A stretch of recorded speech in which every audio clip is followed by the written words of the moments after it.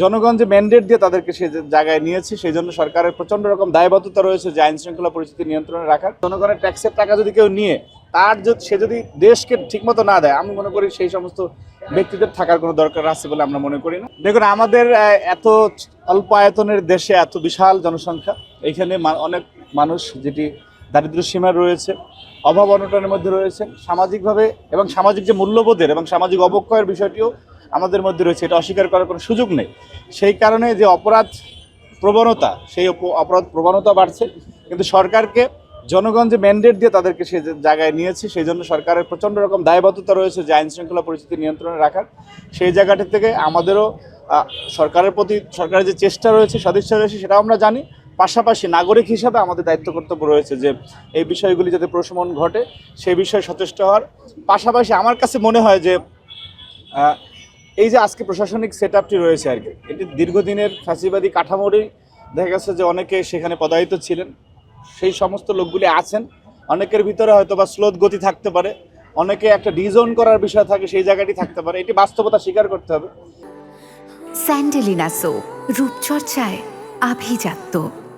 সেই কারণে আমার কাছে মনে হয় যে এটা একটু ফাংশনাল বিষয়েরও ঘাটতি রয়েছে, যে এটি ঠিকমতো অনেকে মনের জায়গা থেকে ফাংশন করছে না। সেই তাদেরকে আইডেন্টিফাই করে তাদেরকে সরিয়ে দিতে হবে। সরকারের প্রতি আমাদের ছাত্র সংগঠনের প্রতি একটা আহ্বান যে আজকে সরকার গঠিত হওয়ার পরেও যদি কোনো পুলিশ কর্মকর্তা বা কোনো এজেন্সিতে যারা আছেন তারা যদি মনে করে যে না, আমরা হাসিনার অনুগত ছিলাম, আজকে এই দেশকে সরকারকে দেওয়ার মতো তাদের কাছে নাই, তো তারা নিজের থেকে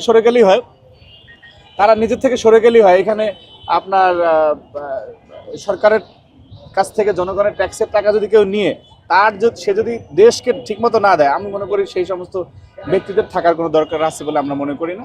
সুতরাং এইখানে আস্তে আস্তে আপনি যে দেশপ্রেমিক যারা অথবা আপনার যাদেরকে দিয়ে প্রপারলি এক্সিকিউট করা যায়, তারা যখন পূর্ণাঙ্গভাবে সব জায়গায় দায়িত্ব পাবে, আমি মনে করি এটা আপনাদের যে সংবাদ মাধ্যমের ভিতরে অনেকেই অনেক ফ্যাসিবাদী কাঠামোতে যারা সহযোগিতা করেছে তারাও রয়েছে। সেই কারণে দেখবেন যে আপনাদের অনেক স্লোথ গতি হয় অনেক জায়গায় অনেক ফাংশন করতে। তো এই বিষয়টি একদম অস্বীকার করার কোনো সুযোগ নেই, কারণ একটি বিপ্লব পরবর্তী সময়, একটি অভ্যুত্থান পরবর্তী সময়ে আপনার অনেক কিছু অগোছালো থাকে, সেটি গুছিয়ে নিতে একটু সময় লাগে। এবং সেই কাজটি তারেক রহমানের সরকার যে প্রচণ্ড আগ্রহের সাথে এবং উনি যে স্টাইলে শুরু করেছেন, এখানে আমি বক্তব্যটি দেওয়া একেবারেই অপরিহার্য। তারেক রহমান যে স্টাইলে শুরু করেছেন, তাকে সহযোগিতা করা বাংলাদেশের প্রত্যেকটি দেশপ্রেমিক নাগরিকের জন্য দায়িত্ব এবং কর্তব্য। এবং আমাদের কোনো নেতাকর্মী যদি তারেক রহমানের এই স্পিরিটকে, এই চেতনাকে এবং ওনার কাজের গতিকে যদি আমরা ধারণ করতে না পারি, আমরা মনে করবো যে দলের প্রকৃত কর্মী হওয়ার যোগ্যতা আমাদের নেই। মানে উনি যেরকম একদম সকালবেলা আপনার বাংলাদেশে যেই আপনার ইন্টারিম গভর্নমেন্টের সময় ছিল যে ফাইলের স্তূপ পড়ে যেত, আবার হাসিনার সময় তো সচিবরা অন্যান্য কর্মকর্তারা বাসায় গিয়ে তারপর সাইন আনা লাগতো। আজকে মির্জা ফখরুল ইসলাম আলমগীর এবং আমির খসরু মাহমুদ চৌধুরীর মতো ওনাদের মতো সিনিয়র মানুষ, ওনারা 8:45 সাড়ে 8টার সময় সচিবালয়ে চলে যাচ্ছে।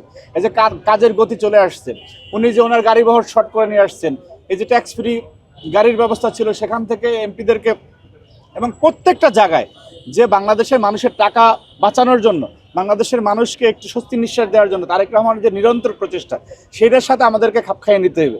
সেই বাস্তবতা অনুধাবন করতে হবে। শুধু তারেক রহমান প্রচণ্ড গতি নিয়ে চললো আর শুধু তারেক রহমানের সদিচ্ছা থাকলো, কিন্তু তার যে অন্যান্য অর্গানগুলি, মন্ত্রিপরিষদ বলেন বা অন্যান্য জায়গায়, তারা স্লোথ গতিতে চললো, তাহলে এখানে ভারসাম্য তৈরি হবে না। সেই কারণে তারেক রহমান যে চেতনায় চলতেছেন, তারেক রহমান যে প্রচণ্ড আগ্রহ নিয়ে, সদিচ্ছা নিয়ে তার বাবার মতো একদম বিরতিহীনভাবে কাজ করে যাচ্ছেন, সেইখানে আমরা সবাই মিলে তাকে কাজে সহযোগিতা করতে হবে। এবং তাকে যদি সহযোগিতা করা যায়, আমরা তার উপরে সেই বিশ্বাস আছে এবং আপনাদেরও সেই বিশ্বাস আছে যে Tarique Rahman he can do something different from others, যে তারেক রহমানই একটি আমাদের জন্য নিরাপদ বাংলাদেশ উপহার দিতে সেই সচেষ্ট ব্যক্তি তারেক রহমান। সেই জায়গাটায় আমাদের সবাই সচেতন থাকতে হবে এবং ওনাকে সহযোগিতা করতে হবে।